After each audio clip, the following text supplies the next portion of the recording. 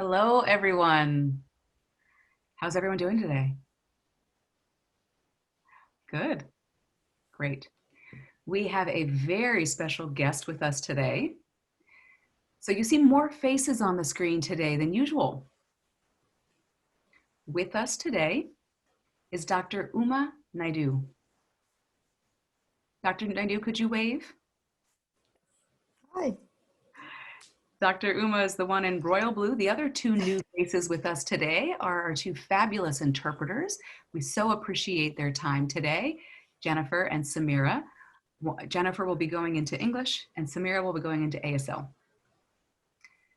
So thank you again so much for being with us, Doctor. We are so very honored to have you with us.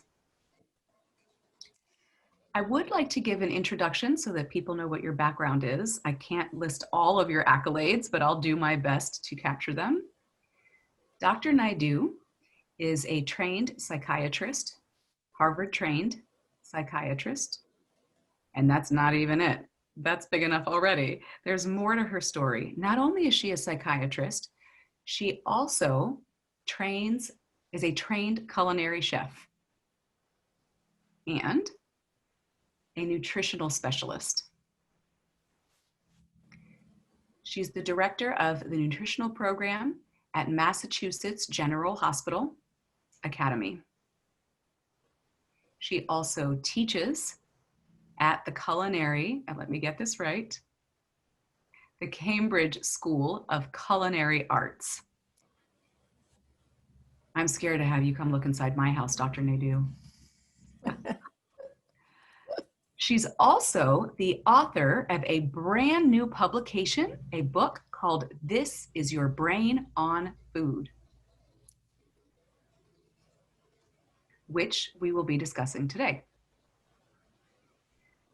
So this is really not just a new area, but it's a very new area for most of us called nutritional psychiatry. And the reason that this is so important is that there apparently is a relationship between the gut and the brain. Some people refer to the gut as the second brain. So before we dive into the book, I'd like to understand why there's that relationship and why it's so important. Why is the gut referred to as the second brain? So could we start with that, Dr. Naidoo? I'm happy to, and thank you so much for hosting me on your video cast. I appreciate that very much. This is a great question. It turns out that the gut and the brain arise from the same cells when our bodies are being formed. And these cells divide and form the gut and the brain. So even though they are far apart in the body, they originate from the same cells.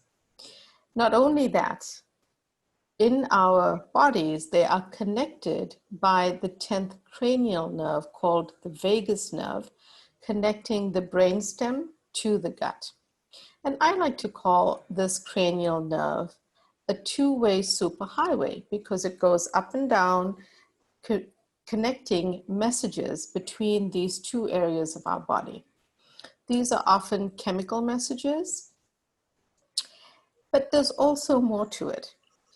Serotonin is sometimes called the happiness hormone, and it is in medications such as selective serotonin reuptake inhibitors, medications known as Prozac.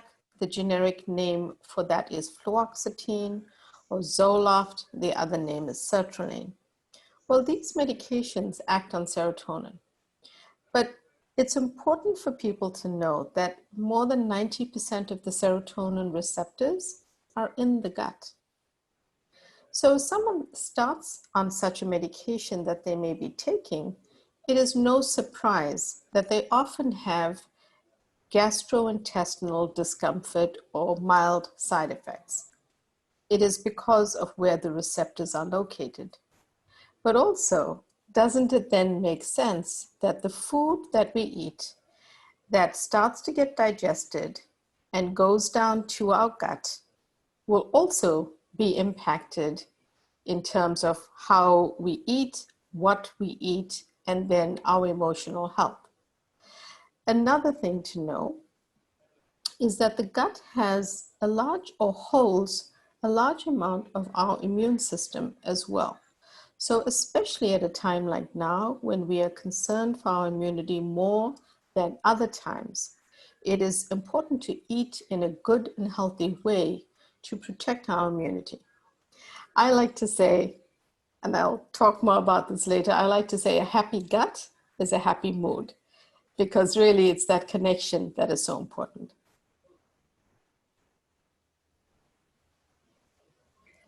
So basically, there's a highway in our body between the gut and the brain. And so there's two-way communication. So that's why your book then has so many subjects listed in the table of contents. And it's not a typical book on nutrition, but a book on different areas like Yes. depression, anxiety, ADHD, dementia. So interesting. And so now that makes more sense as to why there's that connection between what you eat and how you respond. I think we've got lots of questions about that. And Marley is saying, I know I do. Marley? I have a slew of questions. And first, I would like to say thank you so much for coming on our show. It really is a great honor to have you because I identify a lot with what you've written in your book on a number of issues and a lot of the information that you share. There's a good deal of information that I only just learned from reading your book, and it gave me answers that I've been looking for to all of these questions I've been carrying with me for quite some time. So thank you for that. Now, my question has to do with, there are examples like you listed here, PTSD, depression, OCD, and that one in particular is one that I'm dealing with. A member of my family has OCD. And ADHD and a number of others that you mentioned. So I wanted to hone in on anxiety here, especially because of the pandemic that we're all living through these days. I would think that most of us have increased level of anxiety, much more than ever. And many people are aware of it, but many are not. Some of the anxiety that we experience is unconscious or subconscious. So what I'd like to know is, with so many of us being affected by the pandemic, we aren't sleeping as well, we aren't eating healthily, we're experiencing heightening anxiety at increasing rates, and we're increasingly feeling lost. Can you give us examples of how you would address these? And I know that there are different cases and everything is individual, how people deal with things and then their own histories. But that said, the majority of people with these increasing levels of anxiety, do you have recommendations for how we can address that? So firstly, Molly, I'm so delighted that you and Alexis appreciated this book. I am touched by that, and I thank you for your feedback, because it's really how I intended the book, to help people understand this on a deeper level and to see the value of understanding the gut-brain connection. In nutritional science, people have not made this close connection with how we eat impacts how we feel. And I tried to do this to help really my clients who were confused by information that they read, either in the news or in other books or in a diet that they are trying to follow. So starting with how the pandemic has affected our anxiety and stress, the one thing I think you are absolutely correct about is many people may not realize that they're stressed. They're working from home and they may be feeling okay, but then they find they're not sleeping at night. Or others find they're having 1 or 2 extra glasses of wine with dinner and they're not really realizing it. So there are ways in which, those are just a couple of examples of how stress shows up in different ways.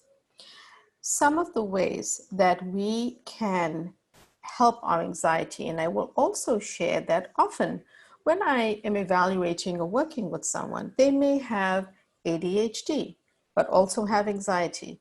They may have PTSD, but also have anxiety. So the one thing is that people don't necessarily fall into just one category or one box. As human beings, we may have many different symptoms, and that is where nutrition can be so useful, because medications only take us so far. Now, I prescribe medications, and I believe that they are helpful for many people.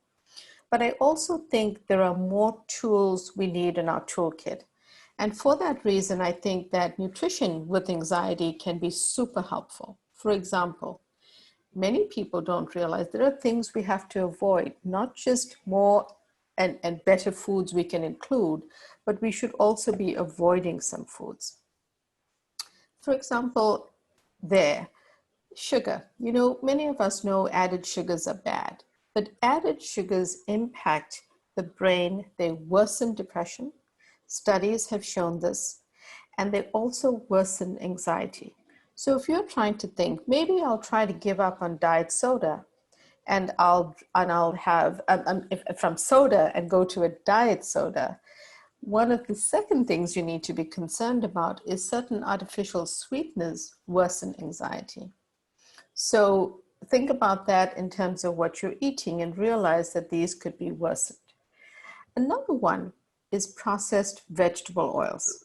Now, these show up in many different places, but often in fast food restaurants because they're pretty inexpensive to use. Processed vegetable oils? Processed vegetable oils. Vegetable oils. Vegetable oils. And so the oils that are good. An example of a type of vegetable oil that's processed?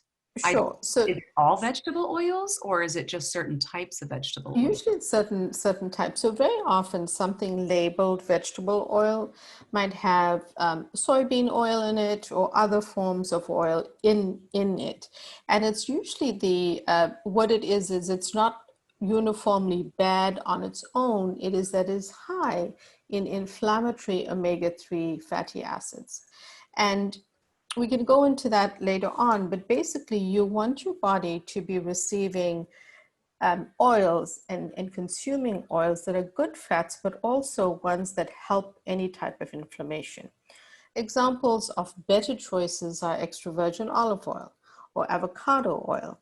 Some of those are actually better because of just how they are, how they work in your body, and the fact that they don't change the ratio of omega-3 and omega-6 fats, because what vegetable oils do is they increase your things like corn oil, for example, will increase your omega-6s. And when that happens, your body tends to start to get inflammation. And one of the places it can start to develop inflammation is in the gut. When the gut is inflamed, as we spoke about with that connection between the gut and the brain, that inflammation can actually lead to brain inflammation or neuroinflammation.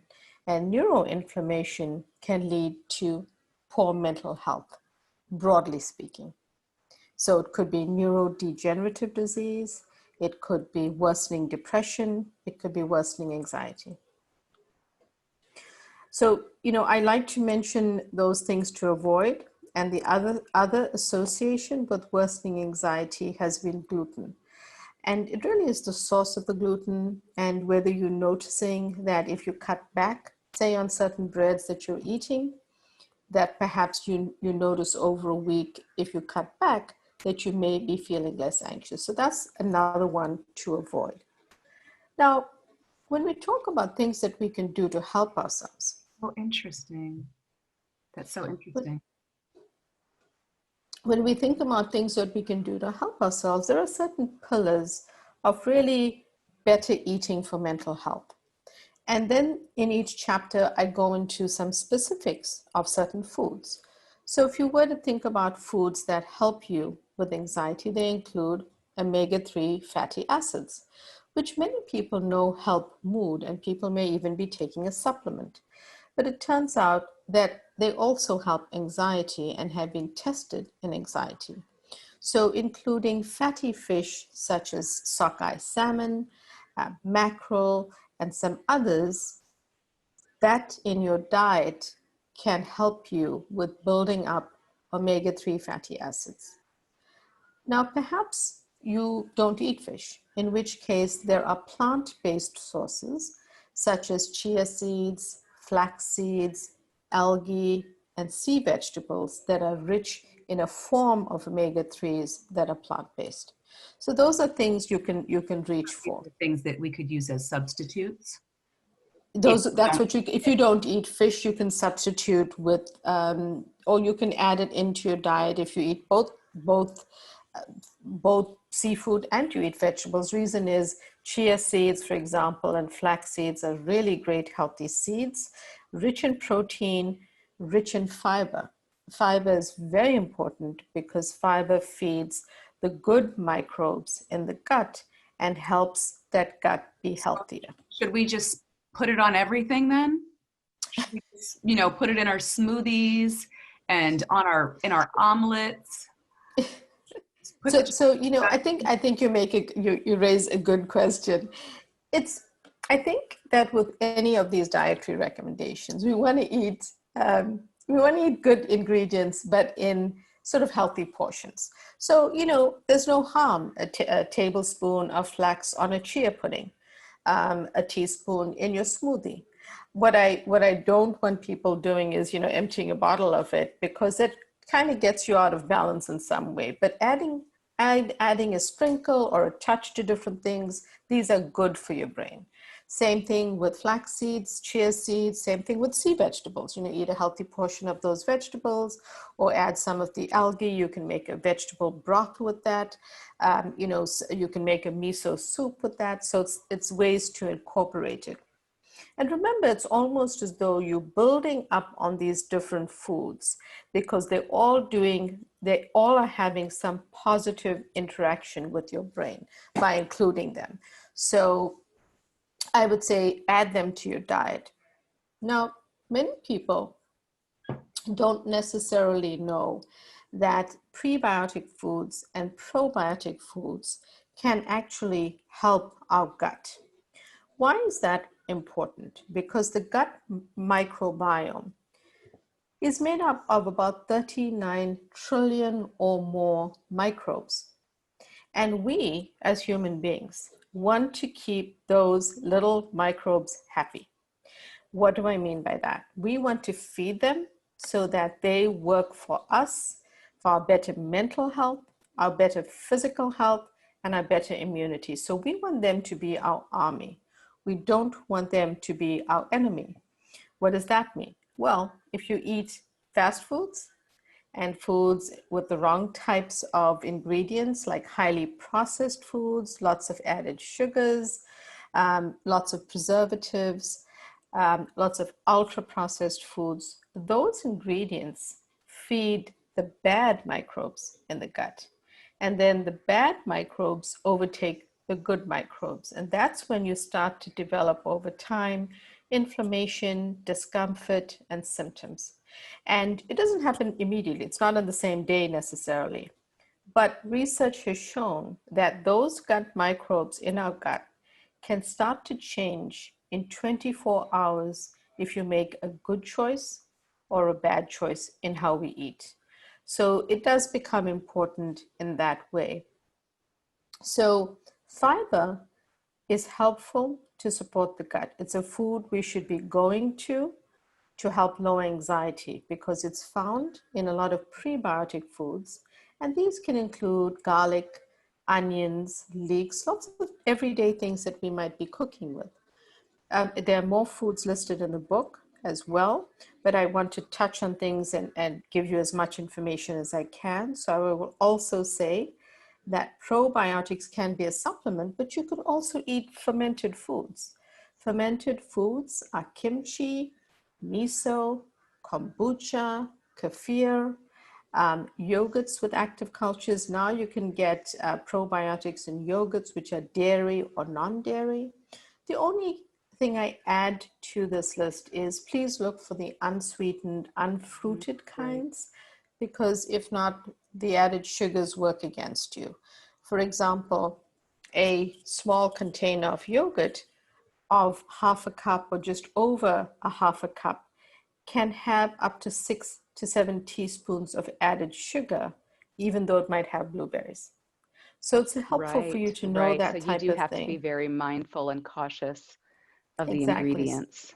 Exactly. So you could take plain yogurt, add some berries on top, and some cinnamon to sweeten, and it's a healthier choice. So those are Right, and some that would be fine. And Marley is place. adding, that's exactly what I do. Good. So those are some starting Yeah, points. There's a lot Alexis is more, but saying it sounds like, right, exactly, definitely. It sounds like not only do you, and Liz, Alexis said, not only do you address a range of diets, there's a lot of questions that we have. For example, where do we begin? Mhm, And that leaves us thinking, where do we begin? Liz, did mhm. you have some thoughts on diets that you wanted to ask about? Me? Yeah, Liz? Yeah, so I noticed in your book, you have a number of recipes and you list the specific ingredients, which is wonderful. Thank you for that, for each one of those. But there's people out there that say, oh, okay, the Jenny Craig system or Weight Watchers or Nutrisystem, what else is out there, or being vegetarian or vegan, that each one of these is the one best way to go. So it Mhm, leaves me feeling uncertain. How does a typical person know what is best? How do we know mhm. what's best for our body? So how do we know of all of these options, what work best? And what I like about your approach, so could you tell us about what ingredients Mhm. is actually Sure, important? sure. And this is where I like people to feel empowered by either developing or hearing, feeling, I should say, wrong, I apologize, sort of feeling a sense of body, what I call body intelligence. And what I mean by that is if you eat a certain food and you feel fine and you have a normal day and you move on, it's likely that food agrees with you. But if you immediately or that day feel uncomfortable, feel fatigued, feel your gut is uncomfortable, you go into the bathroom, you feel bloated, or there's some impact or effect on you, it's possible. Or sometimes you feel jittery and you feel anxious. That food might be telling you a message by saying you, for whatever reason, may not be agreeing with it in your current state of health.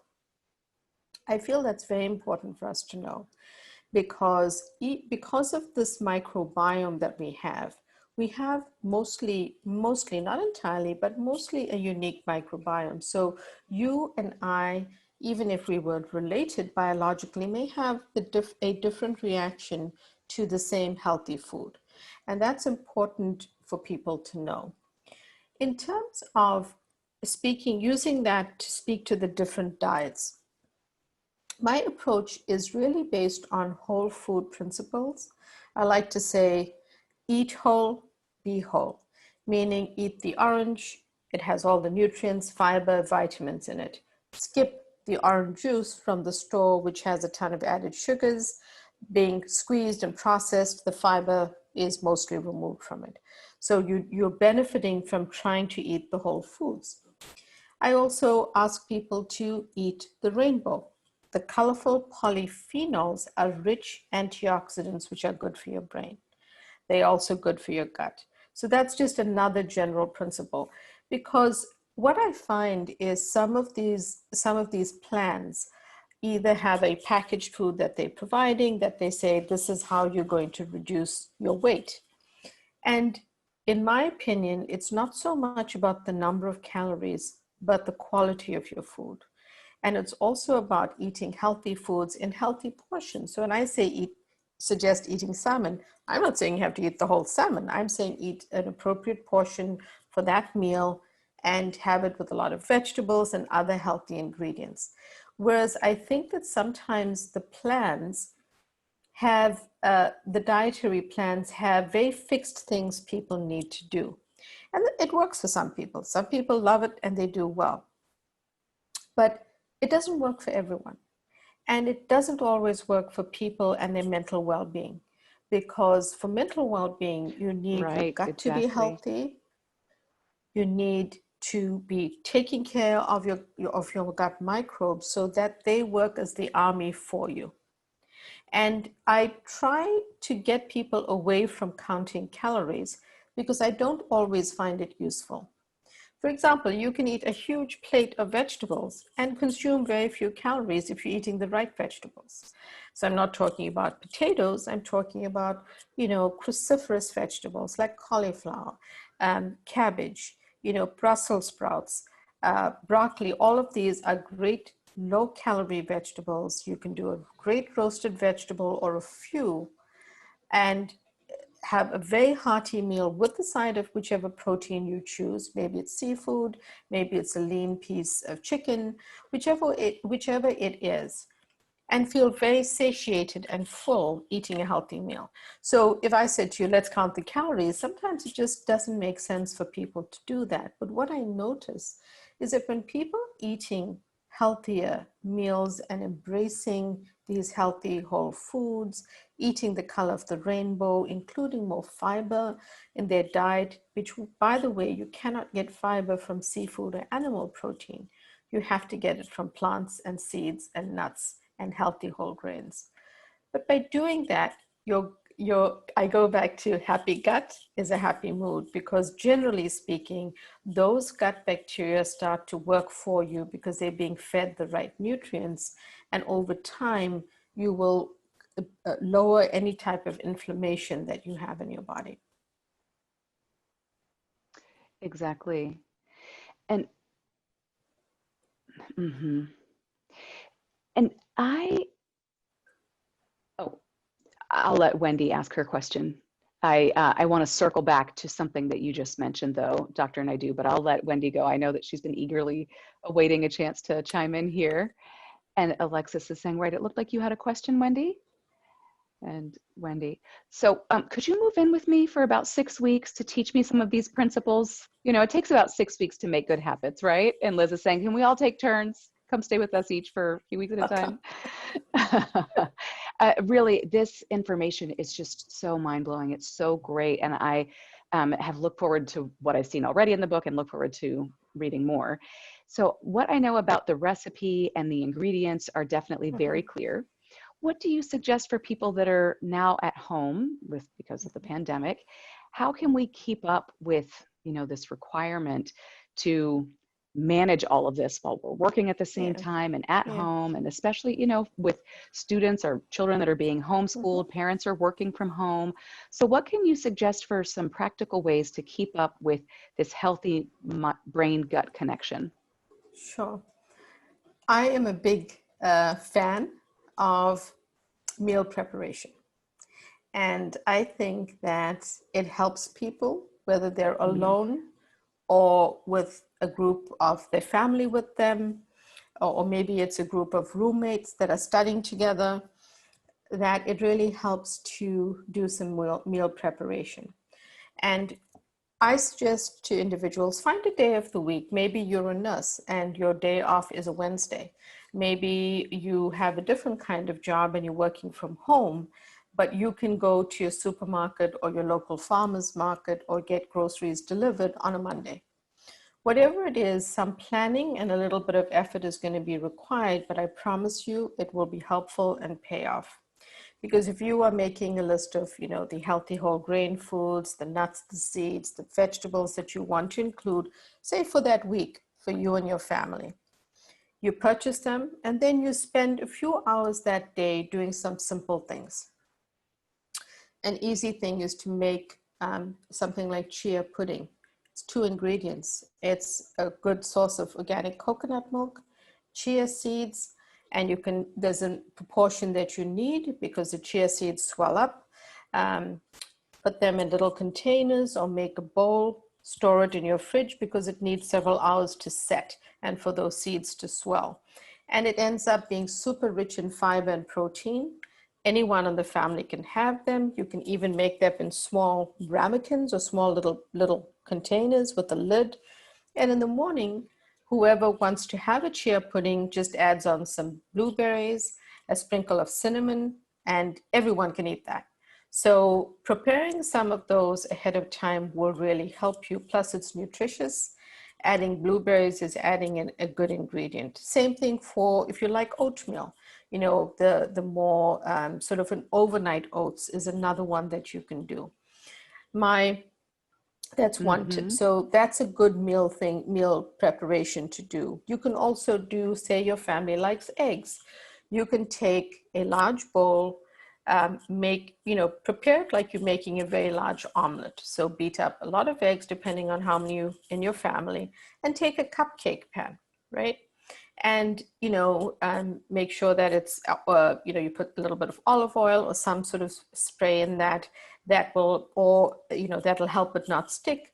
Take your mixture from the omelet and pour it into a cupcake pan.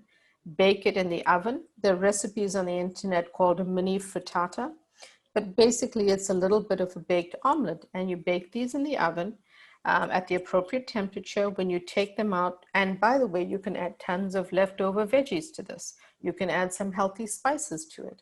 You can season it up in a tasty way. And then when they cool down, put them in small little baggies and freeze them. And when whoever's having breakfast the next day wants one or two, that's a good healthy breakfast that you can heat up in the microwave, and it's done. So simple things like that you can do for the whole family. Maybe you make two types of breakfast. Maybe you do chia pudding and these omelets for your entire family, and you freeze half of them, or you keep the chia pudding in the fridge because it lasts several days. So that's breakfast taken care of. What I like to suggest for lunch for the whole family or for yourself is build a really good healthy salad, but don't add the dressing. The dressing is going to soften it and make it wilt. Keep that on the side. Include as many colors of vegetables and maybe a couple of healthy fruit in it. The more colors, the better. The more colors increases biodiversity for your gut.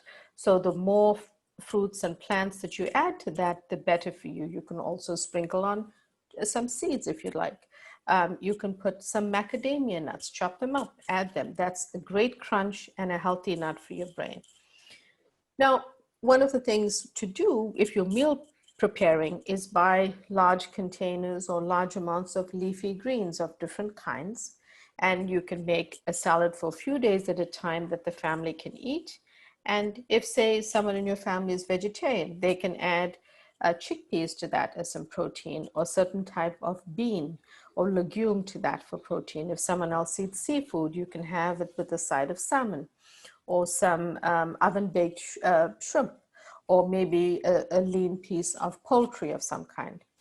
And then for dinner, I think that one of the easiest things that I like to suggest is a sheet pan meal, right? So you take a half sheet pan that you might ordinarily bake on, right? And here's I another do that exact same thing. right. And here's another great tip. Frozen vegetables and fruit in the United States are great options for us. Why? Because they are flash frozen. So they're pretty nutritious. There's really nothing wrong with them. The thing to watch out for is added salt, added syrup, added sauce, or added sugar. If it has any of those, stay away. But if the label says broccoli, you're good. If it has a sauce, maybe don't use the sauce. But rather than buying and preparing all of those vegetables, buy the frozen, put them on your sheet pan. Maybe you do that with, let's say there's 6 people in your family, with 6 of the chicken breasts that are cut to size. You sprinkle on some healthy oil, some seasonings that you like, that your family likes, and you bake it in the oven, and that's dinner. It's all in one pan. You use, my tip is always to use parchment paper so it's non-stick. And it's also easy cleanup because you serve it from there. So much easier to clean up. You're exactly right. And you eat the meal, and the whole family has had something nutritious to eat. And if you have a bigger family, you make more. If you have a smaller family, you make half of that, or make the whole pan and put it into small glass containers with a sealed lid for your lunch tomorrow. You can adjust that based on the size of your family. So I like to ask people to do things like on that meal preparation day, get some breakfasts ready for the whole family. Buy your leafy greens and have them in the fridge so that you can make a salad the next day or for a couple of days at a time. You can't really make the salad for the week because lettuce leaves and stuff will wilt, but you can make for a couple of days at a time. Then you either have more in your fridge and you build more of a salad, and then make your dinner as easy as you can by doing that meal preparation. And say you have a vegetarian in your family, then do more roasted vegetables of different colors and kinds. We're not talking potatoes and the high glycemic vegetables. We're talking about zucchini and all these great options. And for that person, maybe you add in some Right, lentils on the bell side. peppers, things like that. Bell peppers. Exactly, bell peppers, sweet peppers, delicious, right? And great nutrients for the brain because they're rich in phytochemicals. And add some chickpeas to it, or add some white beans to it. These are ways, or cook a small amount of lentils on the side. A lot of supermarkets now have steamed lentils that you can buy. They're not seasoned, and you can add in your own seasonings to it. And that's a quick way to get some proteins in your diet as well. Steamed lentils, you said, is Yes. a way to add They have protein. a lot of supermarkets now have steamed lentils that don't really have any added ingredients. They're sealed, and you can buy them, and you can just you can use them that day. So it saves you the time of pressure cooking or cooking them down to be a soft texture. But my biggest suggestion around your question, which I know it took a long time to answer, but is meal preparation, because that reduces your stress, but it helps you just make sure you have nourishing meals and you're not calling for takeout or calling for fast foods. Right, because it's ready and convenient, Alexis said. Wendy said, that's great. That's really great. I'll definitely take you up on that. And this is more, related more than just the food and the gut, but also our brains. So can you tell me more about mindful eating and what that really is, and how important that is for us to have that while we make our food decisions? And Alexis is saying, while we're on that note, we are approaching our time where we need to wrap up. I know there's so much good information to share, but after your response to this answer, then we'll start wrapping up shortly. Okay. And I'm sorry, can you repeat that last question? Oh, certainly. So I had asked about mindful eating. Oh, yes, and of course. what the importance is of mindful eating and staying mindful of with the gut-brain connection. Absolutely. So, I think that we're a very rushed nation. We are always on the go. And as a doctor, I used to be really bad in this way when I was on call and working long shifts. I would be eating on the go. I wouldn't be stopping to have a meal. And I really had to unlearn those bad habits, because there's something very sacred about sitting down in a peaceful environment, whether you're alone or with your family, really enjoying your food, eating it slowly, chewing, turning off the phone, turning off the television, and just focusing on having a lovely fresh glass of water with your meal, and enjoying the flavors and really savoring it. Because that way, when you're chewing properly, when you're really enjoying your food, the truth is that your gut does better because you're paying attention, you're digesting it better, you are mindful, you are in a calm calm state, and you're not anxious or worried, watching the news, or wondering what the election is, what's happening with the elections, and watching polls all the time. Those are the things that make us feel anxious. So for mindful put all eating, distractions aside. Exactly, put all distractions aside. That's much better said. And pay attention. There's also a way, an exercise that we do sometimes with mindful eating, about just appreciating the flavor, the texture, the taste of the food, how beautiful the food looks, and that type of thing. And I think it's a very important part of how we digest food, the good effects of the food, and just a sense of calm that it brings to our body and our mind.